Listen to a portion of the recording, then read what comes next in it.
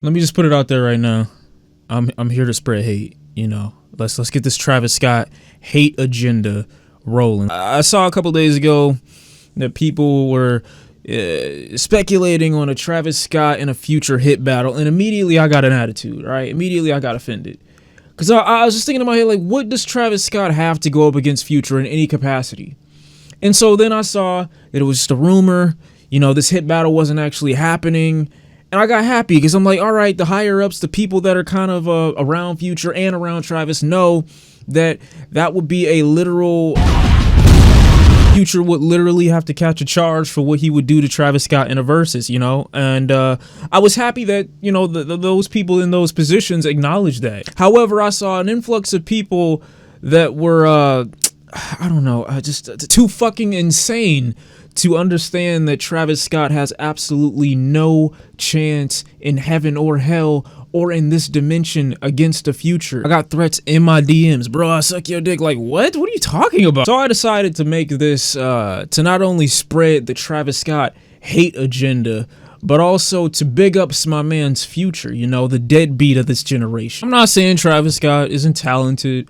I'm not saying Travis Scott doesn't use his resources intelligently. I just want to show y'all what will happen. I took to Twitter and I'm stealing this verses from a hip hop account called Talking Rap _ Fitz Bryce apparently will be representing Travis Scott in this versus battle. Thank you to Fitz Bryce for being our sacrificial pawn. I would have made my own, but Future's catalog is far too vast and far too expansive for me to literally look at each and every song and go up against Travis Scott. I feel like whatever song you throw up against him, he's got a chance at the very least. When I looked at this poll, the decisions hadn't been finalized yet, so this is also going to be my first impressions as to the results of this poll, just to see how either young, white, or uncultured this audience that may have chosen Travis Scott over Future in any of these decisions were. For the first round, they decided to put Sicko Mode against Thought It Was a Drought. What we doing?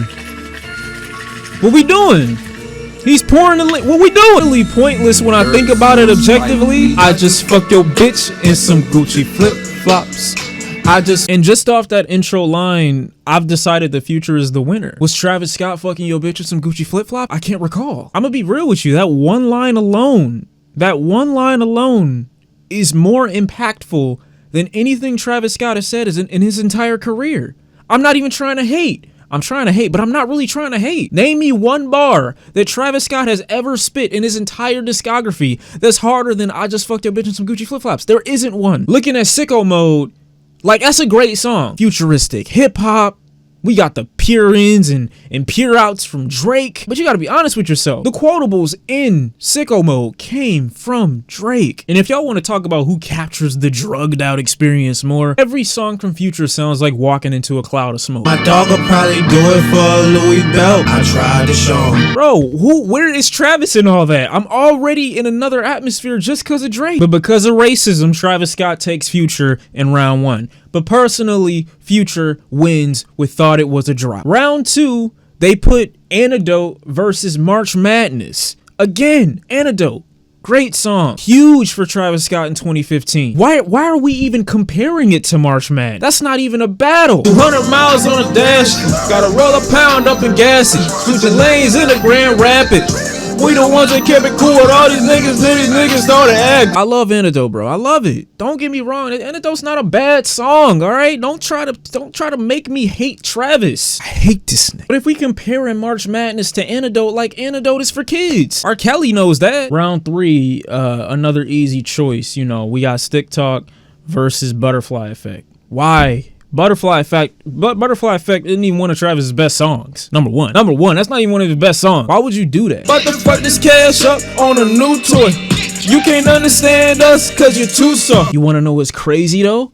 Butterfly Effect won. That's how I knew niggas was just high and different out here, alright? I knew I was dealing with a different breed of people when I saw that Where Ya At lost against Goosebumps. I just knew it was pointless having this discussion. That's why I brought it here. I know y'all not teenagers, all right? My demographic on here says between like 18 and 30 for the most part. Y'all ain't coming from your girlfriend's house still having hickeys. I know I'm not dealing with kids anymore. Now, Where Ya At and Goosebumps have similarity. One has a Kendrick feature, one has a Drake feature. It really comes down to who you prefer more. And with Goosebumps, again, not a bad song. Y'all just making me hate Travis because Future is just miles ahead. Lawyers in that commissary ain't gonna pay itself.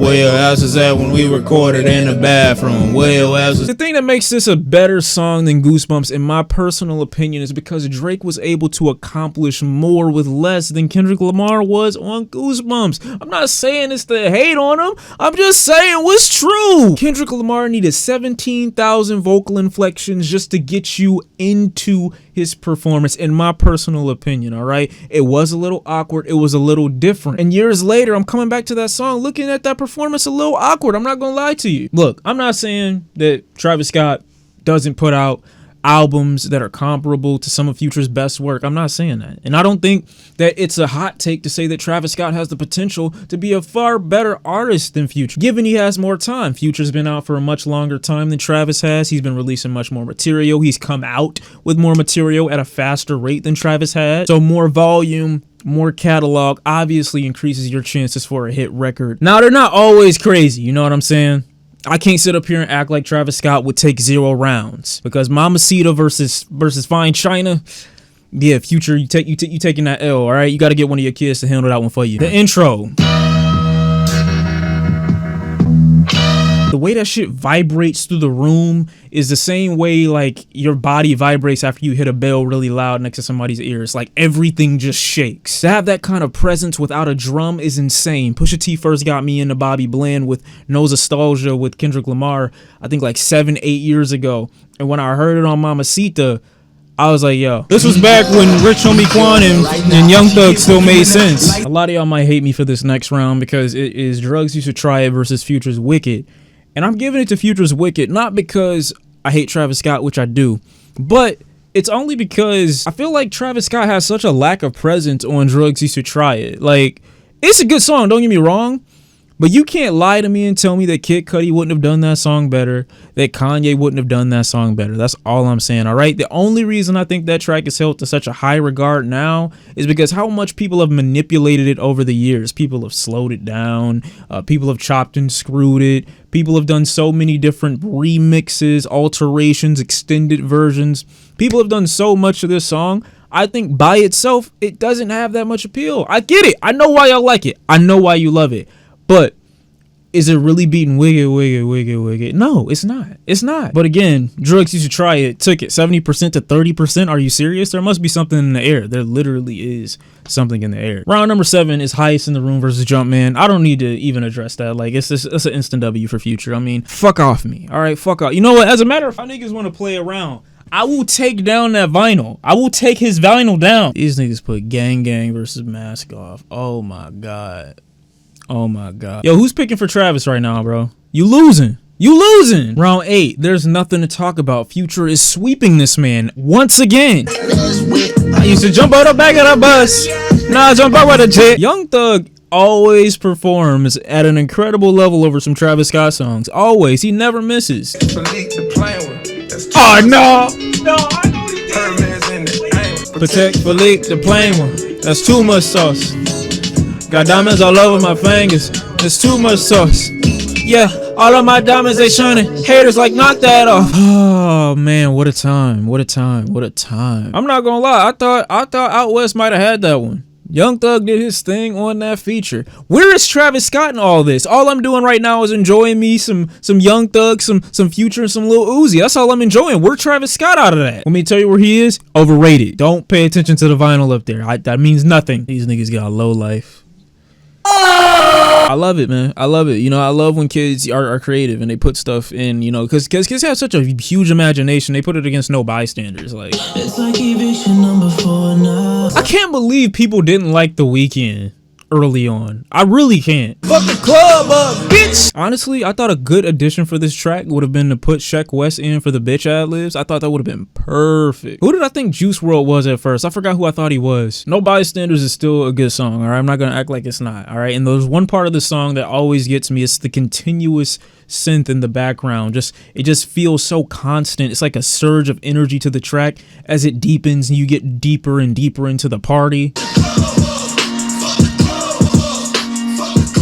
That synth like represents everyone in the room being on the exact same page, just raging, going crazy. The music is connecting everyone. Do I think No Bystanders is better than Low Life? No. You're wildin'. You wildin'. The next track we got Yosemite versus Purple Rain. I'm not a big fan of Yosemite. Number one, because I couldn't pronounce it right. Years after, I don't love the mix on Travis's voice. But I thought Kid Cudi absolutely dominated this track. But again, what is it up against? It's up against Diamonds Dancing. It's up against Diamonds Dancing. Like when this came out, when Diamonds Dancing was a part of What a Time to Be Alive. I remember listening to Diamonds Dancing and like, yo, and thinking to myself at what was I, like 18 or 19 years old? I remember thinking to myself, oh, these niggas really did it. They really captured lightning in a bottle with this track. Not the whole project, but with this track. And in the middle of the club, no jersey. You when I get home. Oh my God! This song was all I ever needed, but I haven't listened to this song honestly in years. Diamonds Dancing, I've been listening to that song in a minute. But when I first heard that, my whole life changed. Talking up a storm like you usually do. This whole song, bro, like, oh my God. Where is the music that was like that? Oh no. I feel like I'm one of those that's telling them like, yo, back in my day, this is what I just said. I really said that live. Pick Up the Phone is so very clear of Paddock Water for round 14. Pick Up the Phone has a great Young Thug feature. Travis Scott does his thing on that track as well. Beautiful, watery, aquatic vibe to the track as well. Kind of beachy in a way, if that makes any sense. Round number 15 is 3500 versus Life is Good. Future still kind of takes the W because he's a part of 3500. You know what I mean? Life is Good is not a great track from Future or Drake or both of them combined. It's nowhere near one of their best cuts. So I think that could be left out in the garbage somewhere. Honestly, I'm gonna be real with you. But yeah, 3500, good track. Round number 16, 90210 versus Codeine Crazy. I'm gonna give it to Codeine Crazy. You know, Codeine Crazy, just that one for me. It's like somber, but it's like, I feel bad for Future for being high. I really do. That's what that track gives me. The whole like ambiance of that track is just so like, damn, man, Future really going through it. That's how I feel when I listen to Codeine Crazy. Travis Scott has never gotten as visceral as this to me because as a listener, I think Future for the first time when I listened to this track, he really showed me that he wasn't taking advantage of the drugs. He was just escaping. I don't get high. I don't drink. I don't, indulge in the partaking of, crack rock, all you whippersnappers and stuff like that. I'm not doing that. So when I heard this track for the first time, like 6 years ago, something like that, I really started to look at drugs from a musical perspective. Like so many artists were just so freely and casually talking about it in their music. I really started to look at it as this alive thing, like this thing that was really taking over people and putting them in a different headspace completely, not from like a consensual perspective, but from a perspective that really got me to believe that they were escaping from something but entering a void that they had no idea that they were entering into. They just were trying to leave whatever world that they were in, this world I guess, and escape into somewhere else, but they didn't exactly know what that was going to feel like or what it was going to be like. This track felt like he was giving himself to something that he didn't really know what it was. That's when I started to look at Future like, man, you might have a problem. 90210 is still cool, but like, do we ever get that kind of depth from a Travis Scott? Nah, not really. I'm sorry, I don't care how much you play Hendrix, because Hendrix is one of my favorite Future projects. I mean, I'm not going to call it a classic, but it's definitely one of Future's best to me. But they put my boy up against the worst possible matchup with this next one. Maria, I'm Drunk. You can't even compete, bro. There's not a lot of artists that can compete with this song in general. Like, Maria, I'm Drunk is better than a lot of niggas' discographies. I'm not gonna lie to you. Maria, I'm Drunk or DaBaby's whole discography, done. Maria, I'm Drunk or Lil Baby's whole discography, done. Gunna's discography, done. Roddy Ricch, done. Post Malone, done. Migos, done. Don Toliver, I love you, bro. Done. I can't even look at you niggas. Call your friend and get drunk. Yeah, I've been drinking all night, take a shot. All we got is Don Julio. God! Justin, how could you fall from grace? This was your peak moment in music. Your entire career peaked at this very moment, and you continuously fell off. Why? You did it for free. My mama still got my back. Put on your I might have to make a video about my favorite Travis Scott songs.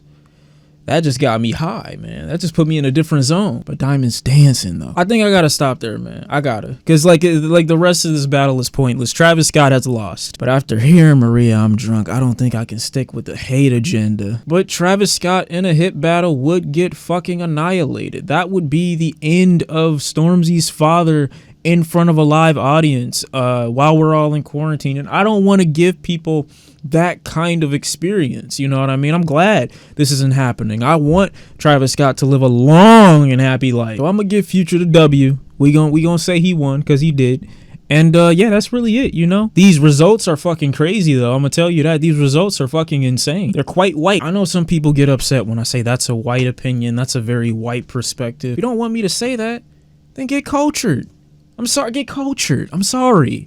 You're doing it to yourself. I'm gonna go pray. I gotta spend some more time with my nephew. I gotta let him know. I gotta let him experience this at some point, man. Cause he can't go his whole life never having known the joy of a Future. And I gotta tell him that niggas wilded out so much in quarantine that they actually almost thought that Future versus Travis Scott was a decent idea. I'm here to tell you, folks, it's not. What's Future doing? Out there living life, being too comfortable, living toxic, all right? What the fuck is Travis Scott doing, huh? Selling fucking nuggets. Crazy.